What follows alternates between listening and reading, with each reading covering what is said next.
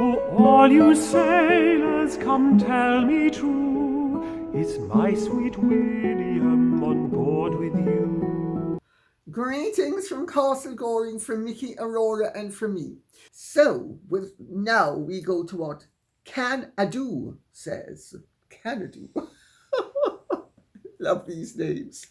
Lady C, what do you make of the frantic reports in the mainstream media as a result of Prince William's appearance on The Reluctant Traveller with Eugene Levy of Schitt's Creek?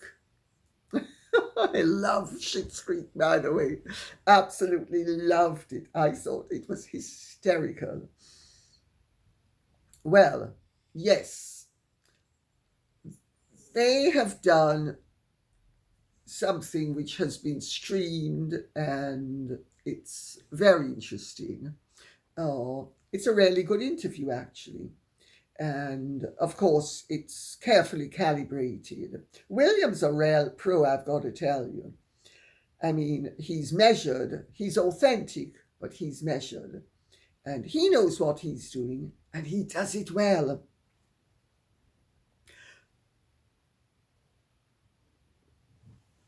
According to the mainstream media, William is going to be an engine for change.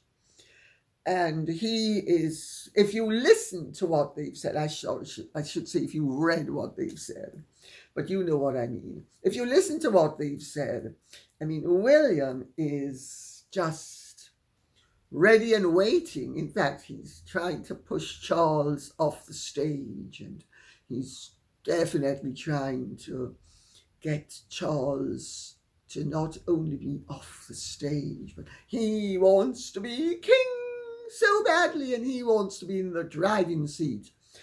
And if you listen to the interview, you see that all the hyperbole is rubbish, that William is very measured, and what he says is by and large extremely reasonable. There are very few things, I have to tell you, that William has said that ultimately I would have said were things that I thought untenable. One of the things he said that I definitely don't agree with is that the ivory collection in the royal collection should be burnt. That's Philistinism of the highest order. And why would that would mean that the elephants had died for no good reason? Well, as long as the artifacts remain, at least their death served some purpose. But putting that aside, I mean, he arrived on a scooter, which was obviously to show he needs to, show he's contemporary, and he also has a problem. William is fully aware of the fact that the younger generation are less monarchistic than the older generation. Although, ironically enough, the very young seem to be more monarchistic than the just ordinarily young.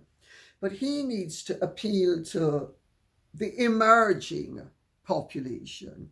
So he does things like he arrives on a scooter. So he's giving the message to young people he's cool. But he's not giving the message that he's crazy, because he's very measured. And he speaks about change, and he speaks about the monarchy being fit for purpose, and he speaks about modernizing it, and he speaks about support from his family and how overwhelming, and that's the word he used, some of what has happened in his family has been for him. But he makes it absolutely clear that although he has been overwhelmed by some of the tremendously distressing things that have happened within his family, and he doesn't specify exactly what they are, But without much imagination, one can see his wife's diagnosis for cancer, his father's diagnosis for cancer, the possibility he could ascend the throne rather earlier than he would wish, and also the business of Harry and Meghan. So he's perfectly frank and open about the fact that some of that emotional stuff he's found overwhelming. But he's absolutely clear about the fact that he's not at all overwhelmed by anything to do with his responsibilities as the future monarch. On the contrary, he said that being himself, he said that being authentic and being myself is what drives him. He said, I take my roles and my responsibilities seriously, but it's important you don't feel they own you. You have to own them. And that he's absolutely right about. I mean, I can tell you as a writer, you need to be on top of your material, and you need to have far more knowledge of what you are imparting than you impart. And that is true in other things in life as well. If you're going to be doing something, and if you're a writer, you are leading people with your knowledge, you need to be sure that you actually have the knowledge. And this has been a problem with Meghan in particular, that she actually is not authentic. She's not herself. She doesn't take her roles or responsibilities seriously. And she certainly doesn't give the impression that she owns them. It's like her clothes. Her clothes wear her. She doesn't wear her clothes. And she doesn't wear her responsibilities. In fact, she dodges them as much as possible. And so I thought that was a very valid point that he made. He also said, I think if you're too intrinsically attached to the history, you can't possibly have any flexibility because you worry that the chess pieces move too much and therefore no change will happen. And I like a little bit of change. Notice a little bit of change. He makes it very clear that he is in favor of some change, but he also makes it clear he's not in favor of drastic or excessive change. This is very much, if you have ever read anything I've written about the late Queen and the late Prince Philip, and this is certainly how they behaved. I said it in my various books about the early years of Queen Elizabeth II's reign, where she and Philip took the time to see the way the land lay and then set about implementing the changes gradually, which they succeeded in doing. I have made the point time and again that change for change's sake is dangerous. William makes the point that he doesn't believe in change for change's sake. He believes in change when it is necessary and desirable, but he also believes in structure and tradition, just not to be hidebound by tradition, which is absolutely correct. And I tell you, the Queen and Prince Philip also, to a large extent, believe that, as ironically enough does the Prince of Wales. Sorry, the King. Sorry, my mouse slipped. Charles, he's now the King. Sorry. So Lord William says, I want to question things more. That's positive. He is going to be king in the future. He's going to be able to put his imprimatur on things. He should question things, but he's made it absolutely clear he's not kicking over the traces and not changing things for change's sake. He said, I think it's very important that tradition stays, and tradition has a huge part in all of this. And that statement has been completely ignored by practically everybody in the mainstream media. Anyway, but there's also points where you look at tradition and go, is that still fit for purpose today? He's absolutely right. You do have to question things. And if your change is gradual and incremental, if it turns out that you made a wrong decision, you simply reverse it. Quietly. Simple. But you cannot be static forever. He says, is it still fit for purpose today? Is this still the right thing to do? Are we still doing and having the most impact we could be having? So I like to question things, is what I'm really getting at. I have to say, I see nothing wrong with any of that. He was well trained by his grandmother, and he has taken on board a lot of the lessons of not only his grandmother, but his grandfather. He also made the point in the interview that he loved and misses his grandparents. I make that point for what it's worth. Of course, the press goes crazy and basically says, Revolutionary William is about to kick over all the traces, and we're going to have no more uniforms, and we have no more tradition, we're going to have no more colour, and everything is going to be grey and drab.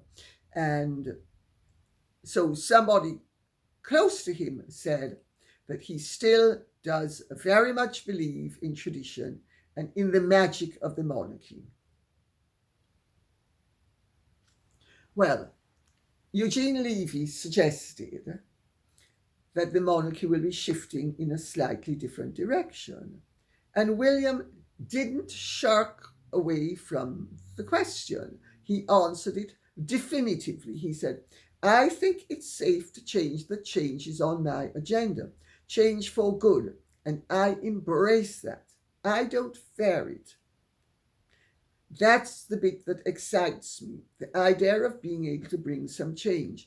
Not overly radical change, but changes that I think need to happen. I don't think he could be clearer. And I think we also need to remember that the Queen and Prince Philip used Lord Altrincham and his comments. And Lord Altrincham, to those of you who don't know, was a peer who ultimately renounced his peerage and became known as John Grigg. And he basically said that the monarchy in the late 50s was becoming too hidebound, and Prince Philip and the Queen were actually very pleased that he had said it so that they could have the room to maneuver change in a way that up to that point, because she'd only been on the throne for about 5 years, that would allow the old guard to actually disappear so that the new guard couldn't. And I'm all in favour of change when it's sensible, considered, and positive. I mean, in my book, Queen Elizabeth, The Untold Life of Queen Elizabeth, the Queen Mother, I pointed out that Elizabeth and a lot of the people around her were ossifiers, as I called them. They wanted everything to be ossified. They wanted everything to remain the same as it had been in the reign of George V and Queen Mary. And I was dead against it. So I'm not against change. I'm just against change that's too dramatic and change that's too radical and change that's unnecessary. You don't throw out the baby with the bathwater. So I actually think, all told, it was a pretty good interview. I don't know what you thought, but I thought it was a pretty good interview. And I'll tell you, as far as I'm concerned, one thing that emerged from it loud and clear is that William and I share one definite belief in common. If you betray me, I never forget. And if you betray me in the press, I never forgive. The interview makes it absolutely clear that William, as do I and many other people who have survived ghastly experiences with the press, understand the importance of the press and also the importance of dealing with the press and with loyalty properly. And William makes the point in the interview that the media are nowhere near as bad as they used to be when his parents were going through their troubles. He makes the point, which is true, that they were a lot more intrusive then than they are now, and that notwithstanding that fact, he understands the importance of the media and the importance of working with the media and getting along with the media. And also, he implies very definitely that anybody who betrays him in the media will never be forgiven. I have to say, had my mother betrayed me in the media, not that she had anything to betray me with, but had she tried, because she tried in every other way possible, I would never have forgiven her. And I can say that as somebody who she tried to burn my face. So, and I think that's pretty extreme, but I would never have forgiven her. And I think that the point that I get from William as he's speaking to Eugene Levy about the lessons he has learned from conflict and coping with conflict and coping with the media is never forgive anybody. Well, even if you forgive them, never let them back into your life. And I have to tell you, that is as bold a statement as it is possible for someone to make, that he will never forgive his brother or let him back into his life. And I've heard what he said, and I agree with it. And I have to tell you, if my brother had done to me what Harry has done to him, which is betray one in the public and tell, certainly in William's case with Harry has violated his privacy to the point that we now know the condition of William's manhood. And of course, he also told a whole load of lies about William and Catherine. And I think that it's as clear as the nose on your face or mine that William will never forgive him. And I think he has, in a very reasoned way, dotted an awful lot of I's, crossed an awful lot of T's. And I have to say, I think it is a wonderful interview from that point of view. I don't understand the hysteria in the press, but then I often don't understand why the press is hysterical. Actually, I do understand why it's hysterical. It's called making money. It publicly says, William wants to be a social activist politician, but still wants to retain aspects of royal statehood. He needs to be oriented to his roles and be told he needs to stick to royal traditions and decorum, or just abdicate early and leave it to someone who wants to keep royal traditions and decorum in the role of head of state. Publicly, William has never said that he wants to discard all royal traditions or decorum. This is what the press have said.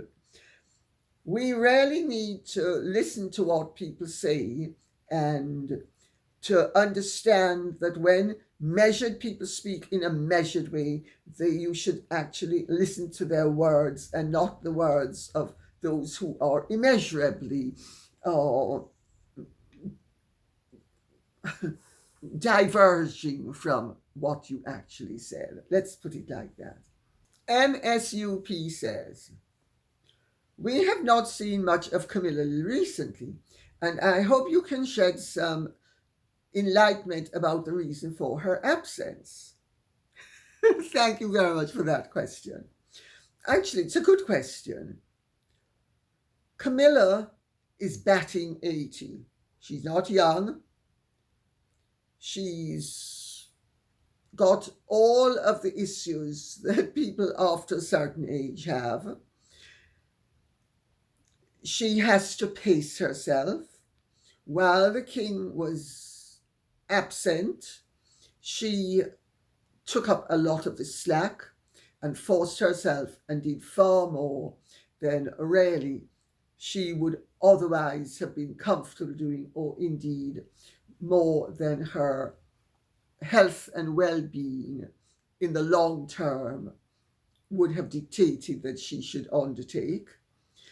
And, you know, she has to pace herself. She needs to function as if she were a fit and healthy 60-year-old instead of a fit and healthy 50-year-old, which is what she was functioning as before. So she's taken a bit of a break. And let's remember, Camilla didn't work until she was well into her 60s, well, late 50s. I mean, she didn't work. She never worked. I mean, she has come to royal duties, which, believe me, are work, at a time that most people retire. And also, some of her work, in quotes, is behind the scenes. She has her book club, she has her osteoporosis patronage, she has the victims of violence against women patronage. She has her patronages that she has to deal with on a regular basis as well. All of this takes up time. Just because she's not in front of a camera all the time doesn't mean she's not doing things behind the scenes. But if she needs to step back a bit and do a bit less, I don't think you need to read anything ominous into it. It's just that she is batting 80. I hope that answers the question. Artista Buono says, following the leak of an email the Duchess of York sent to Jeffrey Epstein, it appears that she and Prince Andrew will likely be less visible at future family events, as they may be encouraged to stay in the background or not attend at all. It seems that their difficulties have stemmed from trying to find sources of income that would allow them a lifestyle in keeping with Prince Andrew's status as a member of the royal family.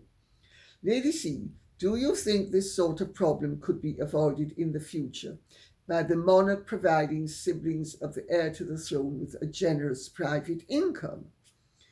Artista Bueno, may I say, first of all, the younger children of the monarch have reasonably generous stipends upon which to live.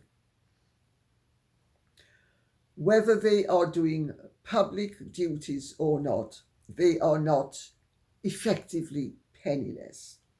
Yes, they need to live up to a standard of, and they need to make a show that the average person wouldn't need to make.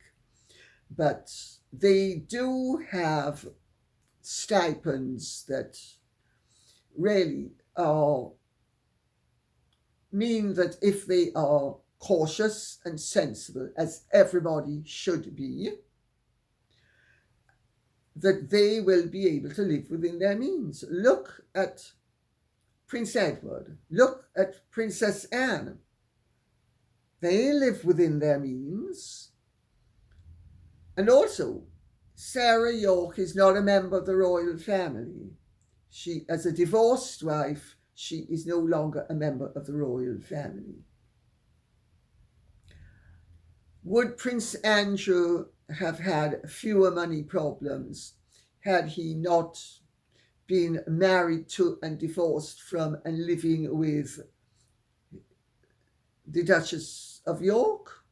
Quite likely. But does that mean that they would not have had a relationship with Jeffrey Epstein? Well, there evidently were strong financial motives for Sarah's relationship with him, but there weren't where Andrew was concerned. And there's also the fact that I'm thinking of a delicate way of putting it. Even if the financial equation had been removed from the situation, I never met Jeffrey Epstein, so I'm only going off what people have told me. But he was interesting, he was generous, he was charming, he was fair, he surrounded himself with top quality, interesting people from all over the world. Top of the line people. Prince Andrew even acknowledged in his interview with Emily Matis that a reason why he did not regret, in fact, I think he made it the reason why he didn't regret, which he should not have made, by the way. It was a big tactical error, because he should have regretted the relationship with Jeffrey Epstein. But he said because Jeffrey Epstein opened up so many interesting doors for him and introduced him to so many interesting people. And that, I'm afraid, was the reality where Jeffrey Epstein was concerned. So would Andrew and Sarah have still had a relationship with him? The likelihood is yes. The likelihood is yes. Did they know what he was up to? My information is the answer is no. So basically, to answer your question, whether Andrew had had an increased allowance or not, an increased private income or not, the likelihood is they would still have been friendly with Jeffrey Epstein, as was Bill and Hillary Clinton, Bill Gates, Alan Dershowitz, you name it. Loads of very well-placed people. Not all well-placed people, however. Two Shoes answers a question that May Kelly had asked.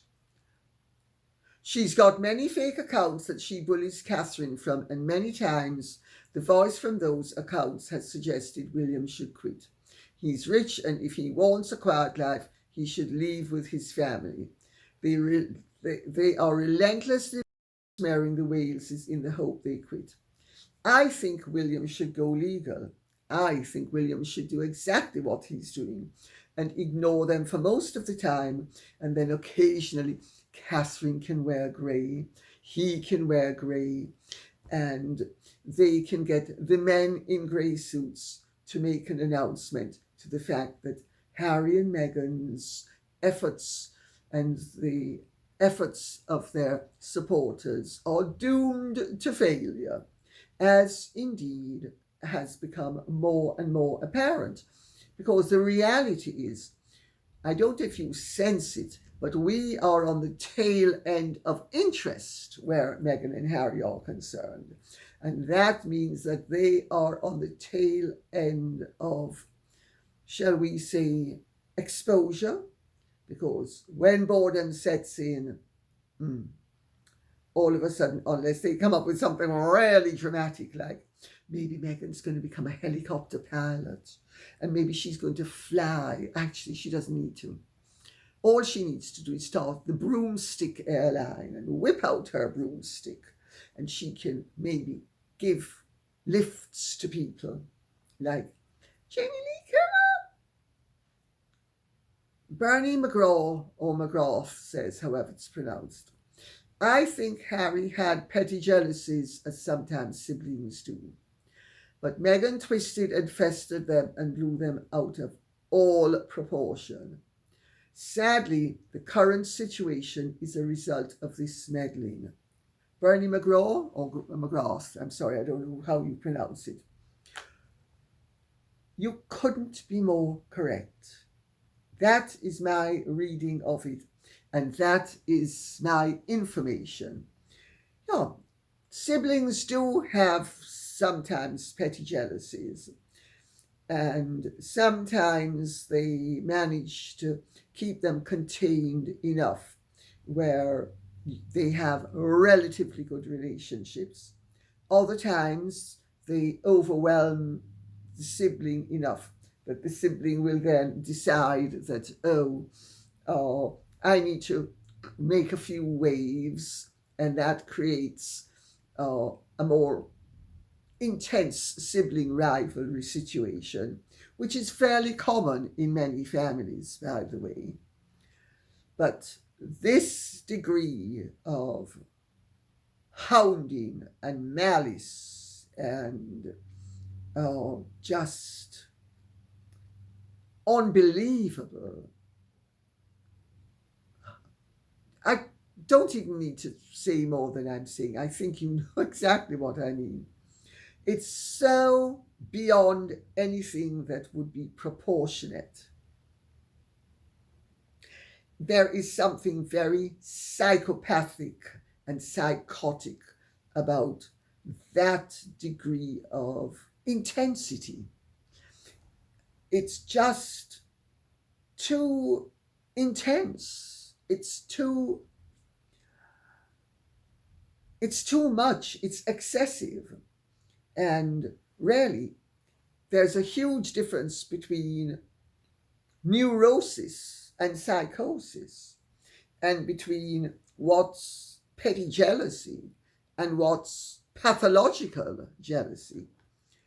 And I mean, the degree of malice that has emanated and self-justification from the Montecito crew is indicative of something very disturbing and unhealthy. And since Harry wasn't like that before he met Meghan, it's a safe assumption to conclude that she is the one who showed him the way. But let's remember, he is the one who has followed her willingly and continues to follow her. And even if he's at some point starts to follow her unwillingly, Harry, you're an adult. Adults don't always have the excuse of, well, I had no choice. Adults have a choice. You can choose. You should choose. In fact, I would recommend that you do choose, especially after the dangers that you now face as a result of what has emerged in your action that has been created by David Sherborne against Associated Newspapers. David Sherborne, of course, is the one who laid the ground. He's the one who, according to Harry's own account, pointed out to him that he had a basis for complaint. And Harry, Dumbo that he was, waded in thinking that he was going to be Sir Galahad protecting Guinevere's virtue. when A, Meghan ain't Guinevere, and B, what virtue? And look at where it is heading now, because really the reality is it's a pretty serious state of affairs when the lawyers for a newspaper group can be indicating that there is a camouflage scheme. In other words, a plot to deceive by concealing dubious actions in a lawsuit. And on that note, I'll say thank you very much for listening. I hope this has been of some interest to you. If it has, please keep the questions and comments coming in so I will know what you would like us to be speaking about. And also, if you have truly found this enjoyable, would you care to like, share, subscribe, press the notification bell, and take good care. Bye-bye.